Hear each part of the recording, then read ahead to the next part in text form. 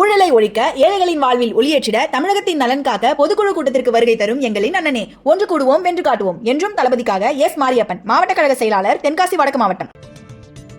CBCID விசாரணையில் நம்பிக்கை இல்லாததால் சிபிஐக்கு வழக்கை மாற்றக் கோரி நீதிமன்றத்தில் வழக்கு தொடரப்போவதாக யூடியூபர் சவுக்கு சங்கர் தெரிவித்துள்ளார். யூடியூபர் சவுக்கு சங்கர் தூய்மை பணியாளர்களை இழிவாக பேசியதாக கூறி தூய்மை பணியாளர்கள் என கூறிக்கொண்டு சிலர் அவரது வீட்டில் கழிவுநீர், மனித கழிவு போன்றவற்றை ஊற்றிய சம்பவம் குறித்து சவுக்கு சங்கர் தாயார் காவல் நிலையத்தில் புகார் அளித்தார். இந்த புகாரை சிபிசிஐடிக்கு மாற்றம் செய்து டிஜிபி சங்கர் ஜிவால் உத்தரவிட்டார். இதையடுத்து வாணிஸ்ரீ விஜயகுமார் உள்ளிட்ட 20 பேர் மீது வழக்கு பதிவு செய்யப்பட்டுள்ளது. புகார் தொடர்பாக கைது செய்யப்பட்ட 5 பேரை எழும்பூர் நீதிமன்றம் ஜாமீனில் விடுவித்தது. குற்றம் சாட்டப்பட்டவர்கள் விடுவிக்கப்பட்டது பற்றி முறையிட சிபிசிஐடி அலுவலகத்திற்கு வந்த சவுக்கு சங்கர் சிபிசிஐடி டிஎஸ்பியை சந்தித்து முறையிட்டார்.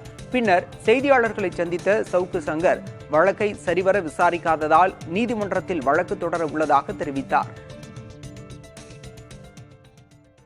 ஒருத்தரோட வீட்டில் போய் போராட்டம் நடத்துறதுக்கு, அதுவும் கையில மழை குவியலோடு போய் ஒருத்தரை போராட்டம் நடத்துறதுக்கு காவல்துறை எப்படி அனுமதிக்கும் என்பதை உங்களுடைய முடிவுக்கே நான் விட்டு விடுகிறேன்.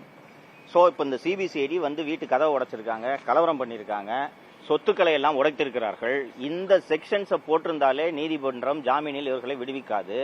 ஆனால் ஜாமீனில் வெளிவரக்கூடிய பிரிவுகளை மட்டுமே பதிவு செய்து இந்த எஃப்ஐஆர் தாக்கல் செய்யப்பட்டுள்ளதால் இந்த வழக்கில் யார் கைது செய்யப்பட்டாலும் உடனடியாக அவர்களை நீதிமன்றம் ஜாமீனில் விடுவிக்க வேண்டிய சூழலுக்கு ஏற்பதான் இந்த எஃப்ஐஆர் போடப்பட்டுள்ளது.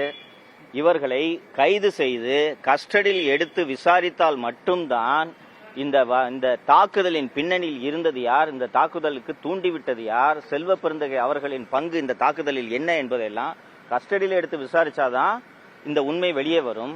ஆனால் அது இவ்வளவு வேகமாக எதுக்கு சிட்டி போலீஸ் சிபிசிஐடிக்கு மாத்துறாங்கன்னு. ஆனால் இப்போது ஜாமீனில் வெளிவரக்கூடிய இந்த பிரிவுகளில் எஃப்ஐஆர் போட்டிருக்கும் போது சிபிசிஐடியும் சேர்ந்து இந்த வழக்கில் சம்பந்தப்பட்டவர்களை காப்பாற்ற வேண்டும் என்ற நோக்கத்தில் தான் செயல்படுகிறார்கள் என்பது தெரிய வருகிறது. சிபிசிஐடியும் இந்த விசாரணையை நியாயமான முறையில் நடத்தும் என்ற நம்பிக்கை எனக்கு துளியும் இல்லை. இந்த எஃப்ஐஆரை வைத்து நேற்று கைது செய்யப்பட்ட 5 ஜாமீனில் விடுதலை செய்யப்பட்டதையும் வைத்து சென்னை உயர்நீதிமன்றத்தை இது தொடர்பாக அணுகலாம் என்று இருக்கிறேன்.